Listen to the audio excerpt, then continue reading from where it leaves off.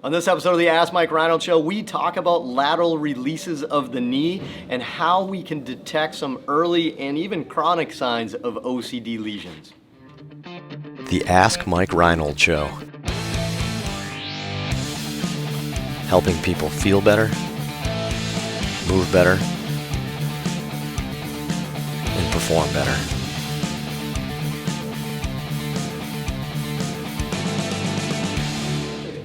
Welcome back, everybody, to the latest episode of the Ask Mike Reinold Show. We're up in Boston, Massachusetts at Champion PT and Performance. That place. Lenny Macrina, Dan Pope, Dave Tilley, Mike Scaduto, the performance physical therapy crew here at Champion, answering all your fun, happy questions about Brand the Broken.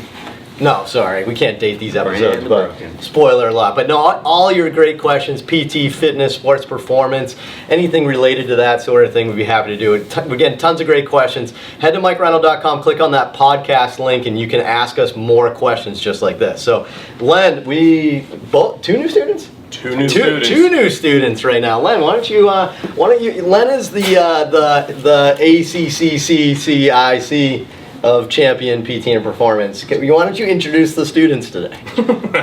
I would love to, Mike.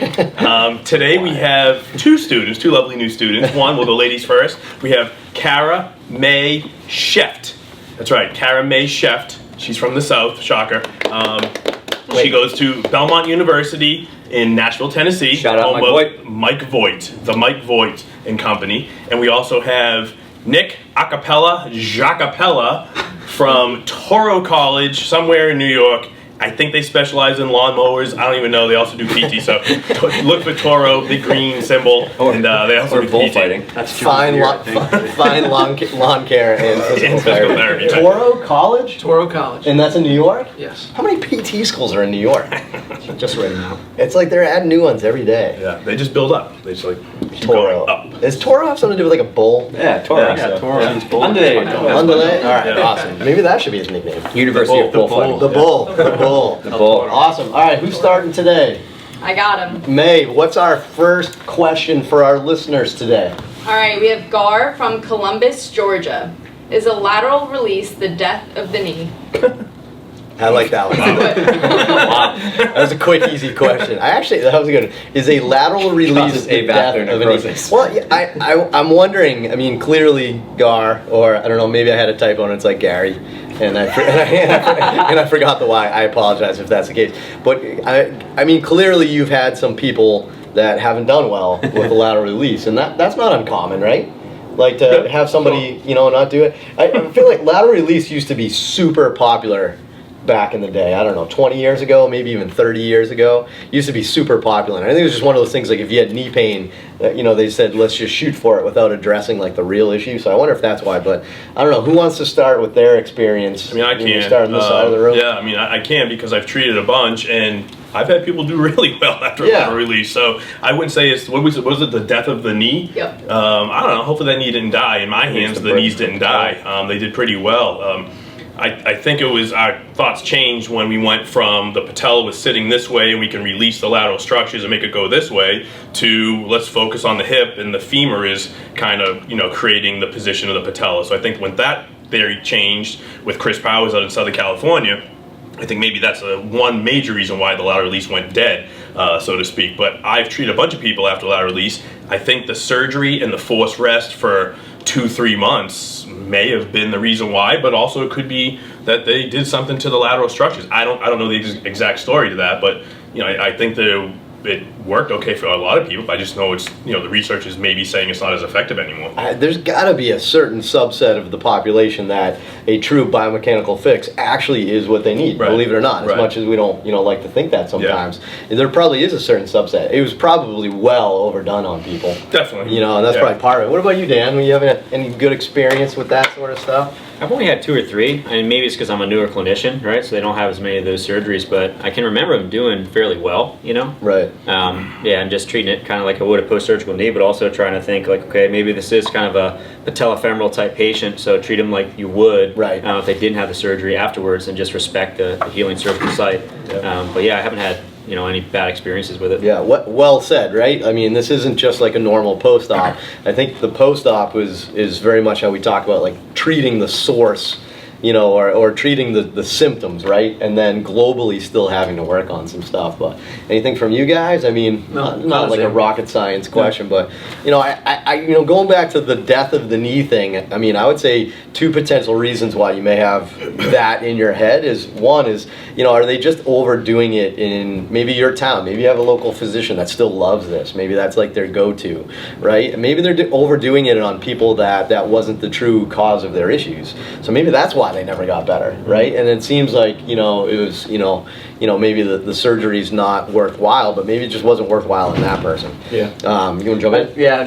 I'll say I think Dan and I both have only seen a few because obviously, like you said, we're younger clinicians, and I feel like this is falling a little bit more out of style, so maybe we just didn't catch the wave there. But Probably. I think it speaks to the bigger change we've seen where people, like you said, they may have a biomechanical issue at the knee, but I think a lot of the clinicians I had were treating very locally at the knee and kind of ignoring the ankle and the hip. And so I think that as we saw Chris Powers' research emerge, more people are treating a little bit more holistically in the entire kinetic chain. But also I think we've done a really good job of getting strength conditioning principles into the rehab. I think a lot of people do poorly with knee stuff because they maybe do well with the rehab, but then all of a sudden it's just like, all right, let's go back to whatever you're doing. And for a typical general population, that's like tons of stairs, tons of walking, time on their feet. That's a lot for them too. So I think we just got to be cautious about graded exposure, even with the non-athlete kind of person. Yeah, no, it makes sense. And again, I guess it's maybe, not just considering this a lateral release rehab. This is like a knee rehab that was just a part of it.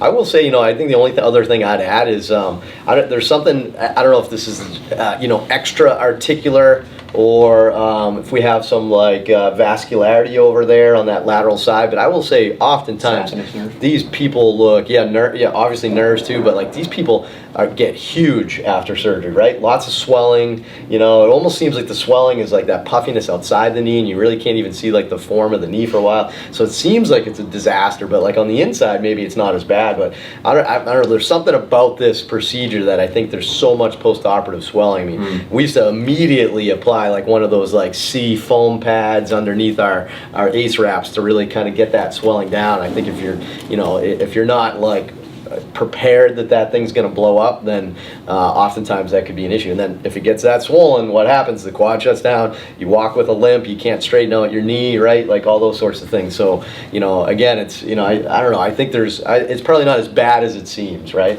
Yeah, I agree. Bill Clancy in Birmingham introduced that to me, that concept. Maybe it was him, maybe it was Andrews or Kevin, I don't know. I think it was Clancy, but what Mike said, swelling laterally, when you have a lateral issue going on, your knee's going to swell up. Medial side issue, you're going to get stiffness in the knee. So MCL sprain, notice the knee gets stiff. LCL sprain, not as bad. So I think just kind of going off of that lateral swelling, medial stiffness. So keep an eye on that stuff too. Nice. Nick, what do we got? What's our second question today? All right, Madison from Florida. Hi everyone, I'm a really big gymnastics fan, so I would love if Dave could answer this question. What are the signs of OCD in the elbow, ankle, knee, etc.? And how can these be prevented? I love it. So good question because very gymnastics based. OCD in the elbow, knee, and ankle?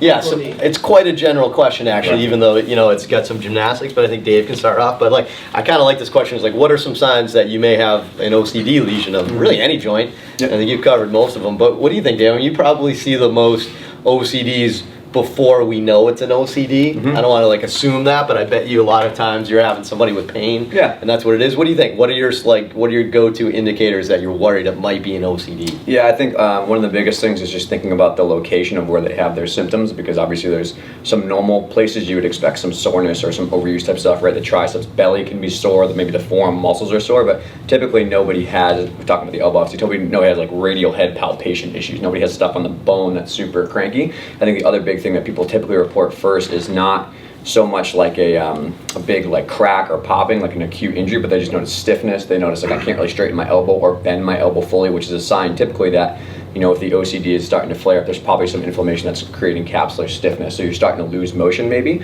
I think rarely people present with like a buckling event. They try to get out of bed and their elbow kind of buckles, and that's something you want to be concerned about. But that's a big one. I'll slow you down a little bit and kind of go over a couple. So that's a big one. If that happens, yeah, you're like, well, what happens is you had an OCD lesion that then became loose, and now you have a loose body in the joint, and that's a bigger deal. And then go back to your last comment, like that stiffness and stuff. I think that's probably from swelling within the joint. Because you have that, but keep going, sorry. Yeah, no, you're right. So I would say the stiffness, the progressive pain, usually anything over like 3 to 5 days is concerning. That's usually muscular soreness is recovered by then. Right. So if you have an athlete who is continually complaining of like, my elbow feels stiff, it's kind of like it aches in the spot that I can't really like grab, you're thinking it's more internal. So those people typically, if it's in the elbow or a non-weight bearing joint, I think you need to be extra cautious. You need to be like, these things are not built, they don't have a meniscus, they don't have cartilage that can support it. So I think you have to be cautious with that. I think typically in the knee and in the ankle, it comes down more to people have sharper type symptoms. They feel like I have like a stabbing type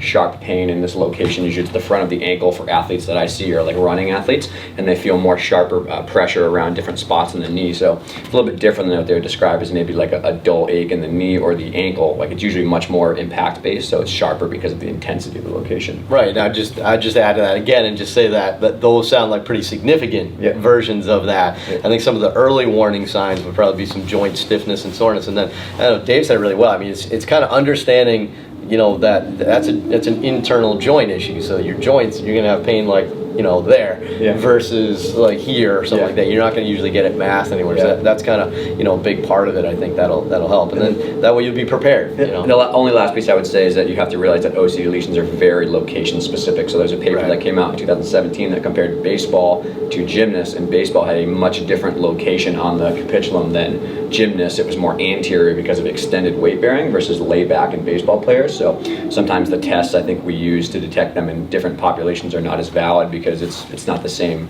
location. So you have to be aware of the demands of the sport. Understand your sport. You call it capitulum? We call it capitellum. Capitellum. That's definitely one of those words that Capitulum. like, there's multiple ways to pronounce it. Niche, quiche, Anconius, kish, since we're on the elbow. Anconius, Anconius. Anconius. So many of these. Yeah. So many of these words, right? Humerus. That's not a word. That's not a word. Awesome. Thanks, everybody. Another great group of questions. We appreciate it. Head to MikeReinold.com, click on that podcast link, and you can keep asking away. And be sure to head to iTunes and Spotify, rate, review, and subscribe our podcast, and we'll see you on the next episode.